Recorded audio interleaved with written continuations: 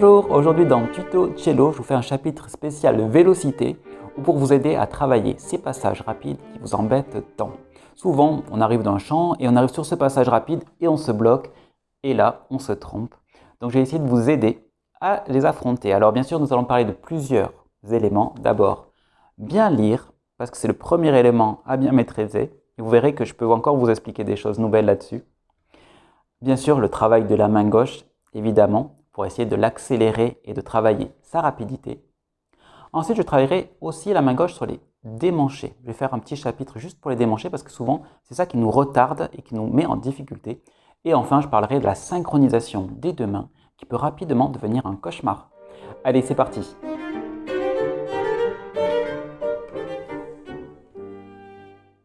Le travail de lecture, souvent nous le faisons, bien sûr, de travailler lentement, de dire à voix haute ces notes et bien sûr d'accélérer. Bien sûr, pour arriver à aller de plus en plus vite, il va falloir mémoriser les notes.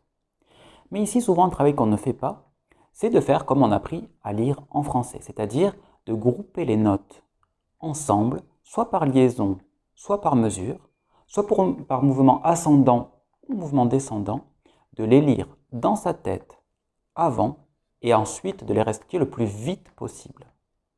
Et ça, c'est un travail très utile. D'abord parce qu'il a un sens musical. Souvent, un groupe de notes, on ne dit pas sol, la, si, do, ré, mi, fa, sol, mais c'est un mouvement sol, la, si, do, ré, mi, fa, sol. Et donc, il va falloir lire les notes ensemble et les grouper par paquet. Et c'est ainsi qu'on va pouvoir déjà arriver à lire la musique sans avoir besoin de lire toutes les notes. Quand on voit arriver un groupe de notes, il faut lire le groupe entier.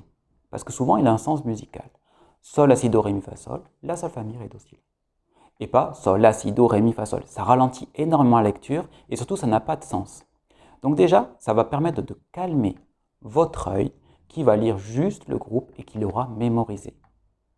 Je continue avec la main gauche.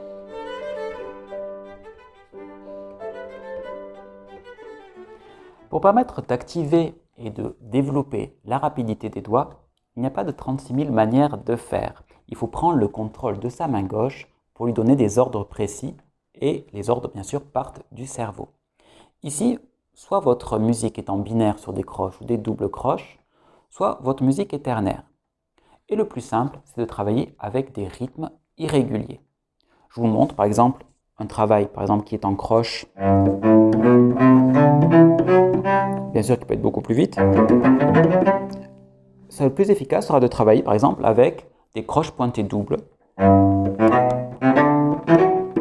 ou le contraire, la double en premier. Pour obliger la tête à bien donner des ordres précis à la main. Petit à petit, vous pouvez grouper vos notes de plus en plus par petits paquets, par exemple, faire une croche pointée et 3 triples. Ou le contraire. Ici, j'étais sur des rythmes binaires. Bien sûr, si ce sont des rythmes ternaires, par exemple des triolets, par exemple, à ce moment-là, il vaut mieux prendre des rythmes plus faciles, mais toujours irréguliers. Par exemple, croche de double. Ou le contraire. Voilà, toujours pour développer l'activation du cerveau et de ses doigts, garder le contrôle et petit à petit développer la rapidité. Ces rythmes, toujours faites-les, attention, avec la bonne place d'archet, avec un beau son et bien sûr en augmentant la vitesse du rythme. Voilà, ce sont des choses qu'il faut souvent soigner et ne pas le faire finalement de manière trop rapide, il faut le faire régulièrement et la vélocité se développe petit à petit. Je continue.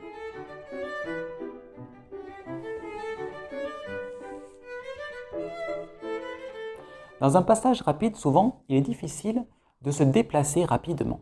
Alors, dans ces cas-là, il y a deux, je pense, points qu'il faut être attentif. D'abord, est-ce qu'on a conscience de tous les déplacements du petit passage? Par exemple, si je vais ici, j'ai deux positions, c'est assez simple, mais essayez de prendre conscience à quel moment je change. Je trouve que le plus simple dans ces cas-là, j'ai fait dans, c'est un mouvement ascendant, à ce moment-là, autant le travailler à l'envers pour essayer de revoir où étaient les changements de position. Ça, c'est le premier point. Ensuite, il y a le deuxième point qui peut nous poser souci. Dans un passage rapide, souvent, on s'aperçoit que les mains se désynchronisent. Et souvent, c'est parce que le démanché est trop tard et on ne s'en rend pas compte. En fait, il faut savoir que quand on se déplace à la main gauche, il faut toujours avoir conscience que le déplacement est à la fin de la note. Et ici, il faut le travailler lentement pour avoir cette conscience. Je vais me déplacer ici, à la fin du sol, et pas au début du La. Si ma main est un peu en retard, alors il va créer un décalage difficile à rattraper, d'autant plus difficile s'il y a plusieurs déplacements. Le travail à faire ici, c'est de retravailler lentement et d'écouter la petite glissade entre les deux positions différentes pour la mettre bien au bon endroit à la fin de la note qui précède. J'espère que ça a été clair, je continue.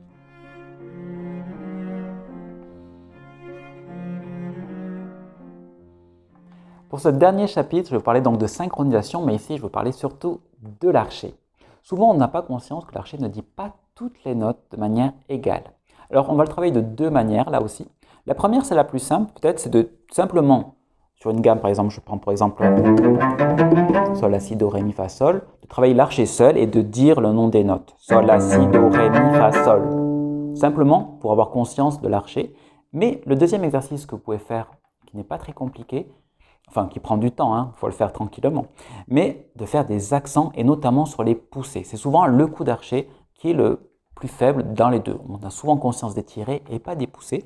Donc simplement de faire des appuis de plus en plus vite. Ici, j'ai mis des accents sur tous les poussées. Bien sûr, dans un rythme plus compliqué, vous pouvez aussi choisir que certaines notes. Toujours pour obliger à avoir une conscience de l'archet qui dit toutes les notes. Voilà, j'espère que ce tuto vous aura aidé et je vous dis à bientôt sur Tuto Cello.